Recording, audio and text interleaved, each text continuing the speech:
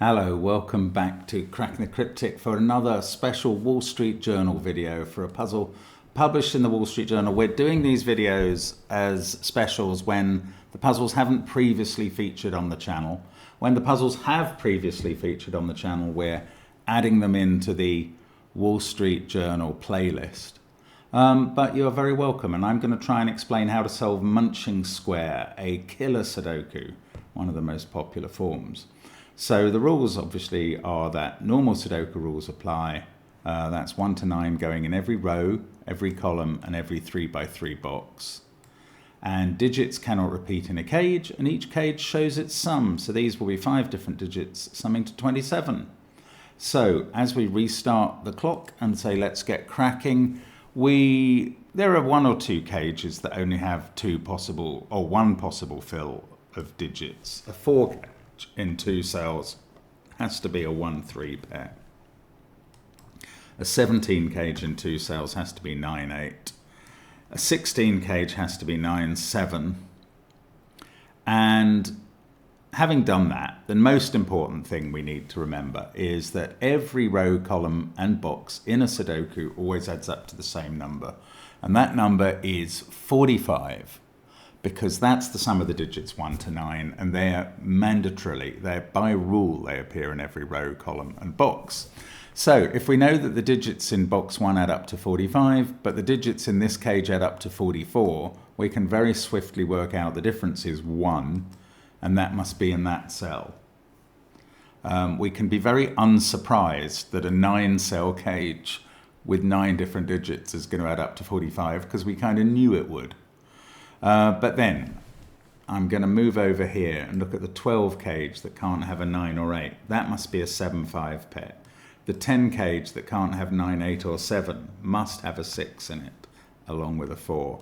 And then the digits remaining in the box are 1, 2, 3. The only one that can go in the 12 cage out of those is a 3. And that's a decent start up there. Let's have a look down here. Not sure exactly where we focus.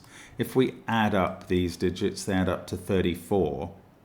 That, taken away from 45, leaves these ones adding to 11. And now this can't be a 9, because they'd both have to be 1s by the maths of that. So we can put a 7 there. The 9 that fits in gives us a 9 here. Once we've got 9 and 8 there, this is a 6-7 cage to make 13. And let's see what else we can do. This digit can't be 9 or 8 by Sudoku, so it's a 6 or a 5, going with an 8 or a 9 in a 14 gauge. 1, 9, 7. This can't be a 1 because of that, so it's 2 and 4. Now, we remember that we could add these up again. 34 plus 7 is 41. These two add up to 4, so that's a 1-3 pair. If there's no 7 in the 15 cage, it's a 9-6 pair, and the digits we have left for the box are 5 and 8, which do seem to make the right total for a 13 cage.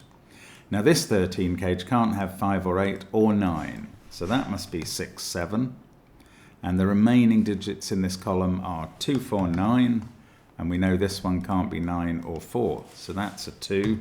We know this top one can't be 9 as well, so that's a 4. We've got a 9 to fill there. Now, what else have we got going on here? Right, this 12 cage can only contain digits from 1, 2, 3, 4, 5, 6. Anything else would be too big. So there must be an 8 in one of these cells. And I'm putting that in the corner because that's what we use for marks where the digit has to go in one of 2 cells in a box.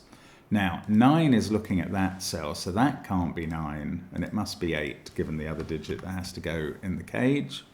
Now this 5 cage can't have a 2 in it, and must have a 1-4 pair. We've got 3 and 6 left to go in row 2, but a 6-9 pair down here is telling us which way round they go. And then we know there's an 8 in one of those cells, so neither of these can be 8, so I'm going to fill in 8 there. This can't be 7, so it's 5, and we've finished box 1. This group of cells is 2, 3, and 6. This pair is 5 and 7. This pair is now 3 and 8. and that makes this digit a 1. And now we've got a 2, 4, 5 triple going on here. So in this box, which adds up to 45 and has all the digits, we've placed, or we've located 1, 5, 7, 3, and 8. 9 and 6 can't be in these cells, so they must be a pair here with 2 and 4 there. Now that's going to sort out this digit as a 5. The 2, 4 pair is going to make that a 1. And we've also got a 6, 7 pair in the column as well. So we can get a 5 there and a 3 at the top. This is now 2 because there's a 6, 9 pair looking at it. And we return to box 5, 2, 4, 6, 9, 5, 8. We've got to place 1, 7, and 3, and that's fairly straightforward now.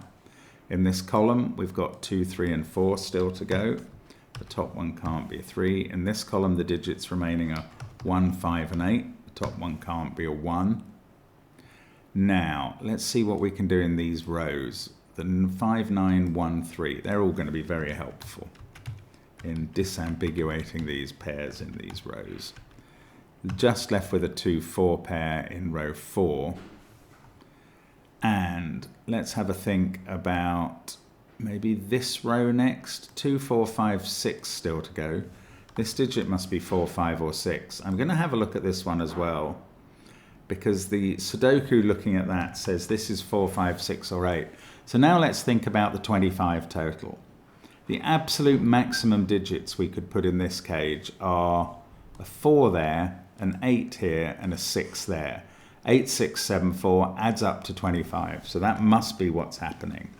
We can fill those in. We get a 5 here. Take 4 out of those cells. In this row now we have 2 and 6 still to place. In this row we're selecting from 2, 4, and 5, I think. We've got this column where we're selecting from 4, 5, and 7. So now let's have a look at this 27 cage and think about the maximum we can get into that. I would say for each cell, 7, 6, 5, 3 adds up to 21. Now that means this remaining cell has to be at least a 6 to get to 27. It can't actually be a 6 because we've had a 2, 6 pair in the box. And we've had an 8. So this is 7 or 9. And now if you look along this row, we've got a 6, 7, 9 triple. That's going to stop this cell being a 7. And now the maxima have changed. The maxima for these cells may be 5, 6, 4, and 3. That would get us to 18, and we'd need this cell to be a 9. So that must be what's going on. Now let's just be a little careful. When I selected 5 and 4, they could be switched between those two cells. So we don't know which way round they go, but we do know we've got a 6 and a 3 in the cage. And now we can tackle the rest of the puzzle with our standard Sudoku techniques. We can place a 2 here, 5, 4, 2, 4. This digit has become a 7, 2, and 8. And we're really in finishing off mode at this point. 8, 9, 4, 6, 5, 4. That was in the cage, so we'll go back and sort out the cage, which can't have any repeat digits. And now we can tackle rows 8 and 9 as well.